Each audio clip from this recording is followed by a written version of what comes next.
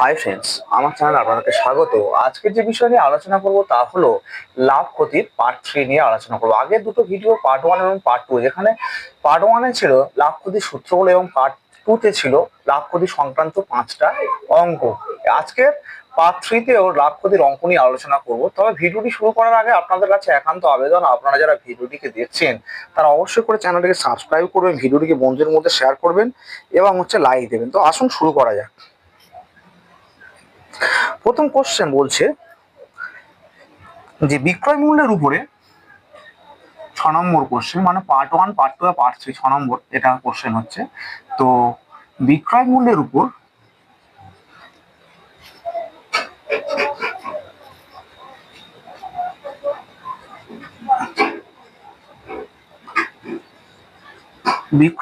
উপর 50%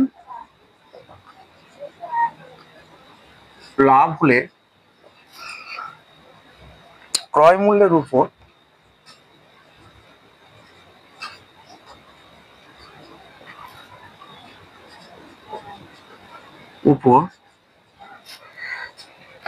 লাভের শতকরা পরিমাণ কত? লাভের শতকরা পরিমাণ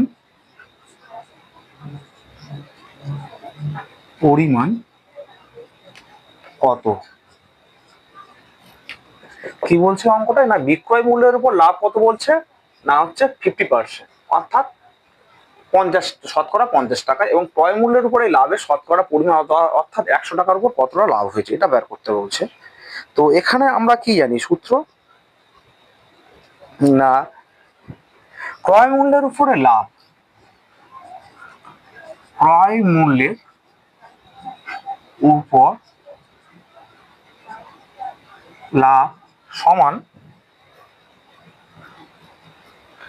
বিক্রয় মূল্যের উপর যে এই পার্সেন্টেজটা দেওয়া আছে, এইটা এখানে 50 ডিভাইডেড বাই 100 মাইনাস 50 ইন্টু 100, বা এটাকে আমরা যদি পুরোটা এরকম করি ইন্টু 100 দিয়ে পার্সেন্টেজ। ঠিক আছে, তো এটা হচ্ছে সূত্র। এই 50টা কোথা থেকে পেলাম? না এই ক্রয় মূল্যের উপর যে লাভটা, এই বিক্রয় মূল্যের উপর যে লাভটা, সেটাকে এখানে ধরতে হবে। তো এখানে 50, তাহলে এখানে 50 ভাজিত আমাদের কত, এখানে 100 থেকে 50 বাদ দিলে 50 আর গুণিত 100, তো এই 50 কেটে দিলাম আমরা, তাহলে সমান কত হচ্ছে 100%। কত হবে? না বিক্রয় মূল্যের উপরে লাভ কত হবে আমার এখানে, না 100%। তাহলে লিখতে পারি অতএব ক্রয় মূল্যের উপর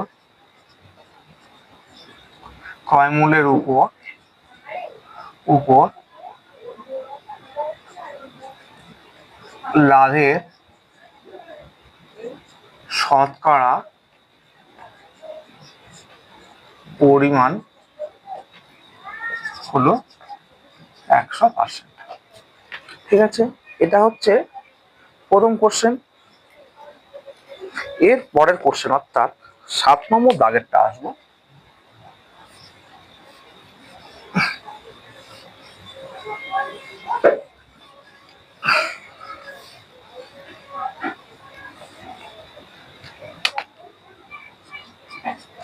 সাত নম্বর দাগে কি বলছে, এক ব্যক্তি 5 টাকায় 8টি লেবু ক্রয় করে, এক ব্যক্তি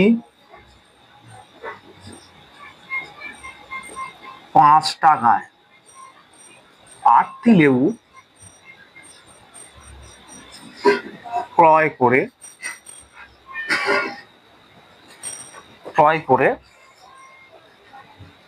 8 টাকায় 5টি লেবু বিক্রি করেন। 8 টাকায়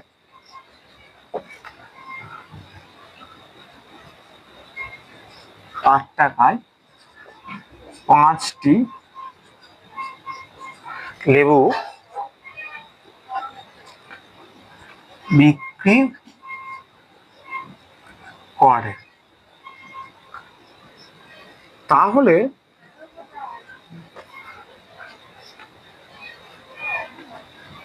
তার তার শতকরা লাভ বা ক্ষতির পরিমাণ কত?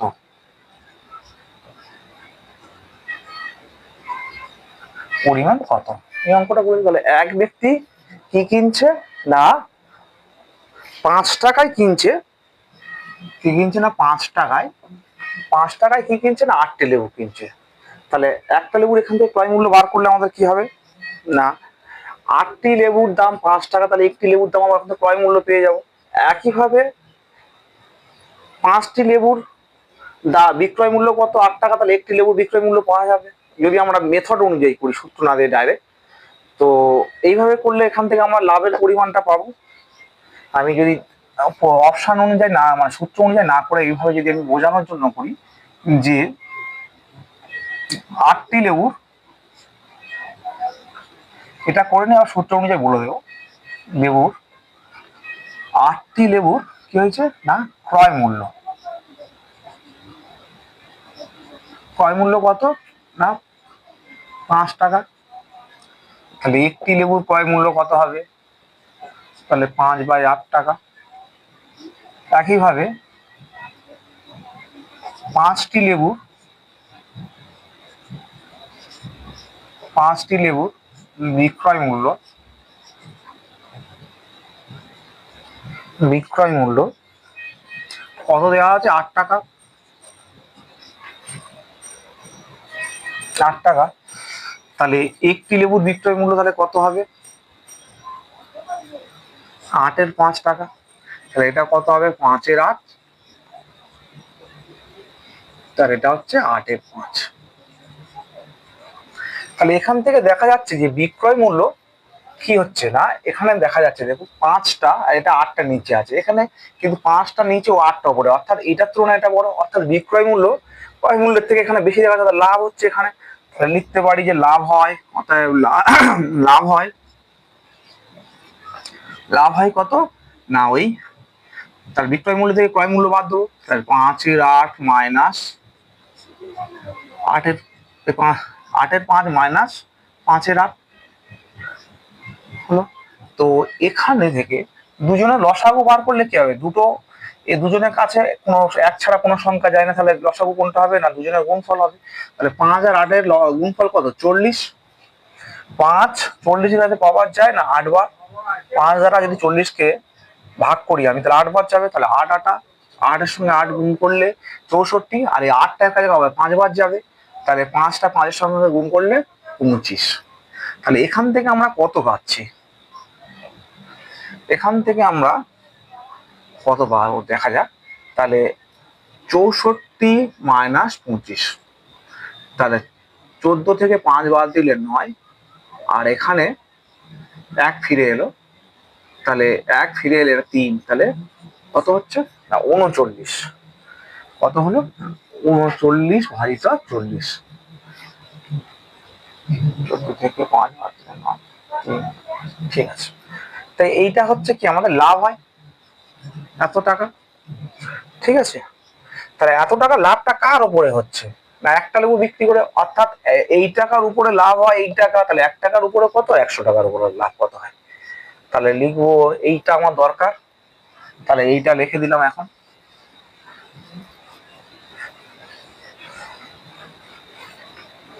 এইটার এটা দরকার তাই লিখে দিচ্ছি।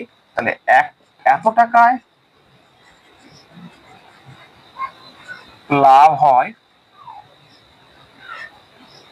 এত টাকায় লাভ হয়, অর্থাৎ 5-এর 8 টাকায় লাভ হয় 39-এর 40 টাকা, 40 টাকা।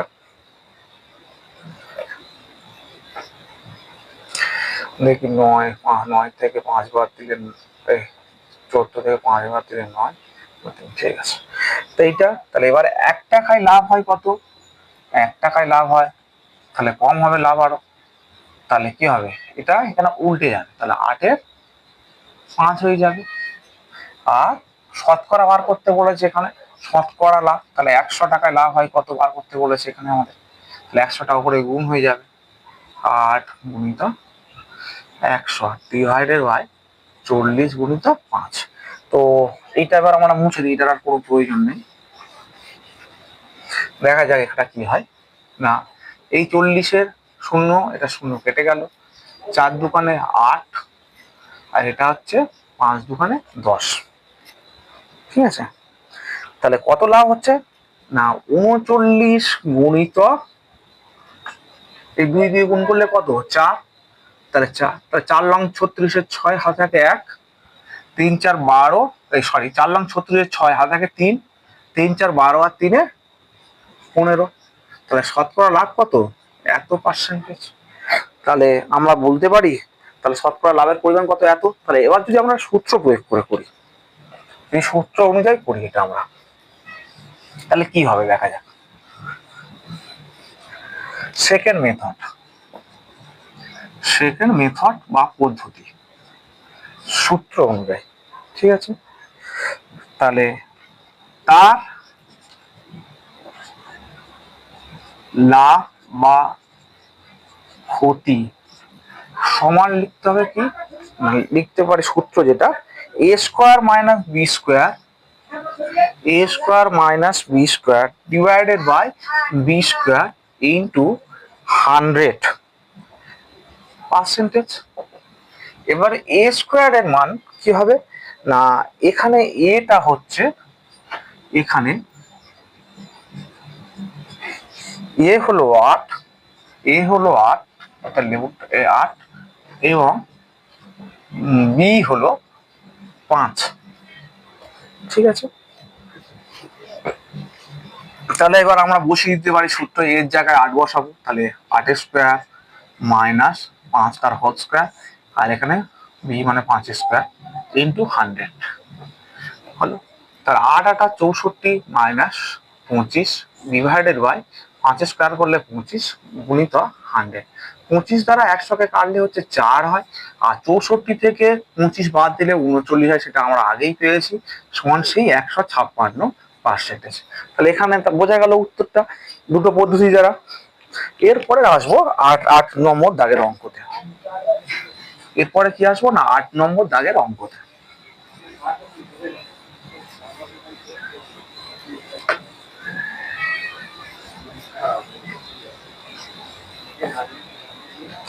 কি আসবো না 8 নম্বর দাগের অঙ্কতে। কি বলছে না,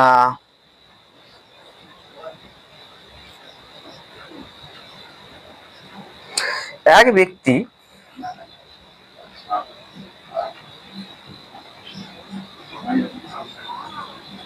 এক ব্যক্তি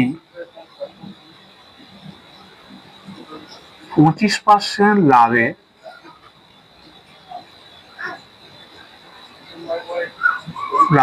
একটি দ্রব্য বিক্রয়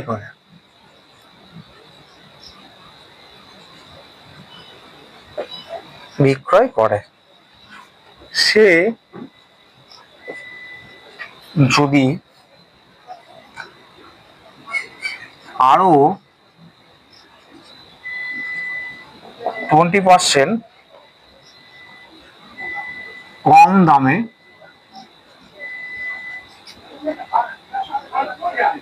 দামে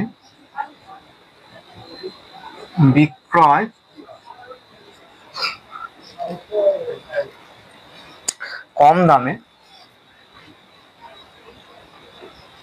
ক্রয় করত এবং 10 টাকা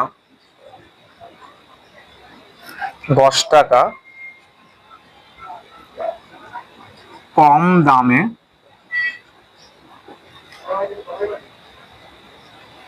বিক্রি করত,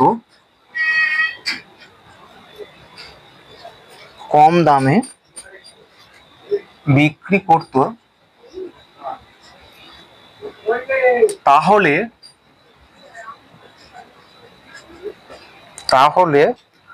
তার 20% লাভ হতো।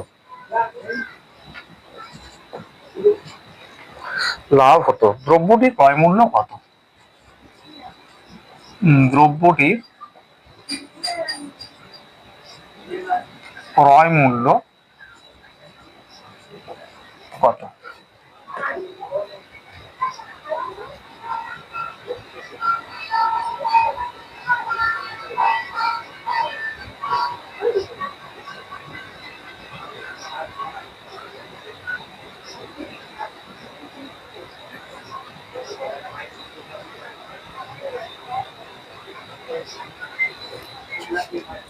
তাহলে অঙ্কটা কি বলছে না, এক ব্যক্তি 25% লাভে একটি দ্রব্য বিক্রয় করে। সে যদি জিনিসটি আরো 20 টাকায় মানে 20% দামে কম দামে যদি কিনতো এবং 10 টাকা কম দামে বিক্রি করতো, তাহলে তার লাভ কত হতো না 20% লাভ হতো। এখন লাভ কত হচ্ছে না, আগে ছিল লাভ কত হচ্ছিল এমনি না হচ্ছে 25%, আর যদি সে 20% কম দামে কিনতো এবং আরো 10 টাকা কম দামে বিক্রি করতো, তাহলে তার লাভ কত বলছে এখানে না 20%, অর্থাৎ 5% কমে যেত। তাহলে দ্রব্যটির ক্রয় মূল্য অর্থাৎ কেনা দাম কত। এখানটা অঙ্কটা সাধারণ নিয়মে করে দিচ্ছি। ধরি ক্রয় মূল্য, দ্রব্যটির ক্রয় মূল্য, আচ্ছা দ্রব্যটির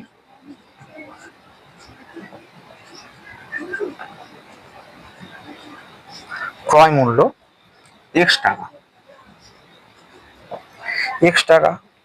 বিক্রয় মূল্য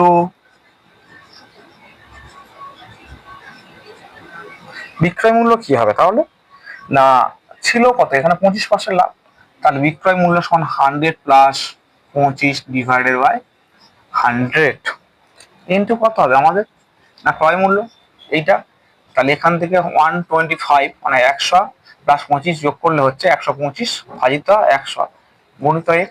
তাহলে এটা দুটো যেহেতু 25 দ্বারা কাটে, এটা 5 আর এটা কত হবে আমাদের না 20 সমান, সরি এটা 4, 5x বাই 4 টাকা। ঠিক আছে, এবারে যদি 20% কম দামে কিন্তু 20% কম দামে ক্রয় করলে এবার কি হবে না, নতুন ক্রয় মূল্য হবে, নতুন ক্রয় মূল্য সমান 100, তাহলে কম দামে এটা, তাহলে বিয়োগ হবে বাই হচ্ছে 100 ইন্টু কত ইন্টু সেই এক্স হবে। তাহলে সমান হচ্ছে কত, 100 থেকে 20 বাদ দিলে 80 ডিভাইডেড বাই 100। তাহলে এটাও সেই 0 কেটে দিলাম, 2 দ্বারা কাটলে এটা 4, এটা 5 এক্স ছিল, তাহলে 4x বাই 5।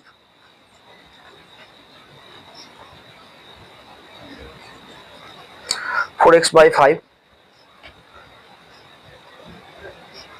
এবার 10 টাকা কম দামে বিক্রি করলে তার লাভ কত হচ্ছে না 20% লাভ হয়।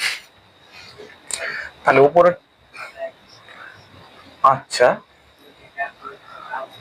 এইটুকুর মধ্যে ধরবেন, তাহলে উপরেরটা মুছে দিই যেহেতু আমার কাছে অঙ্কটা আছে।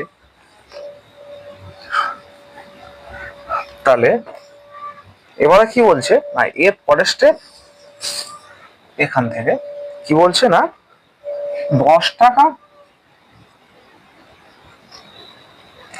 কম দামে বিক্রয় করলে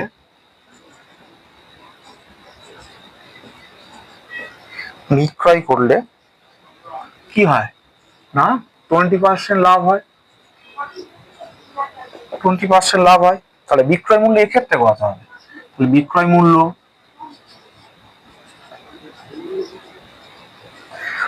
মূল্য কত হবে না 4x বাই 5, এখানে আমাদের কত ছিল এটা ক্রয় মূল্য, তাহলে 4x by 5 A 4x by 5 এর বা গুণিত করে দিতে পারে 100 প্লাস 20%, সরি 100 প্লাস 20%।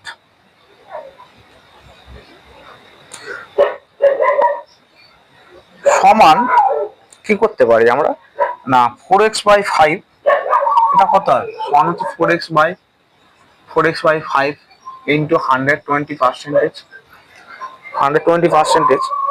তাহলে যদি এটা আমরা করি এখান থেকে, তাহলে 5 দোকানে 10 আর 4 5 20।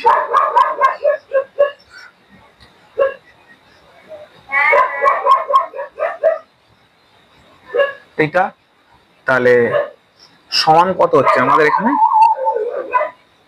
96x%। তাহলে অ্যাকচুয়ালি হচ্ছে 96x%। যদি আমি পার্সেন্টেজটা তুলে দিই, তাহলে 100 দ্বারা ভাগ হবে।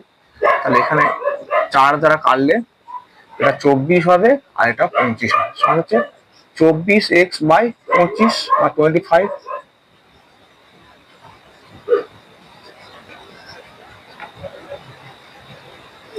আর এটা মুছে দিই, এইটা কিছুটা।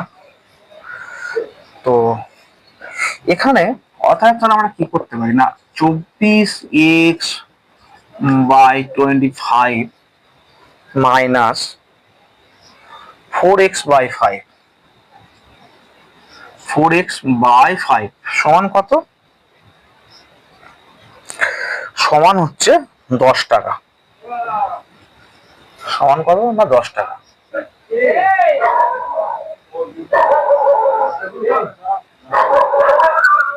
ঠিক আছে। তো এখানে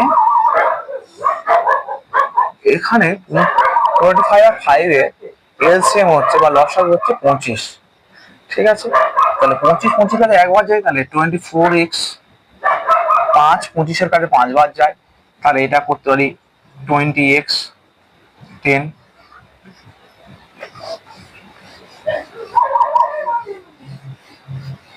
এবার এটা পুরোটা মুছে দেবো, এখান থেকে x এর ভ্যালুটা আমরা বের করবো।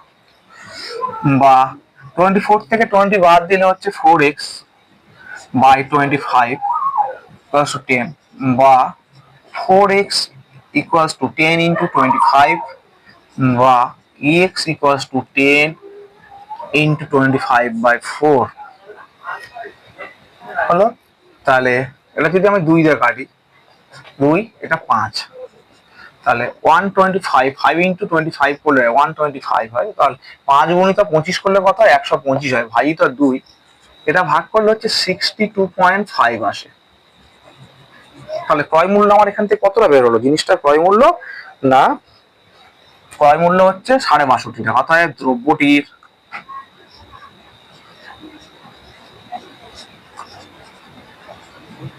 ক্রয় মূল্য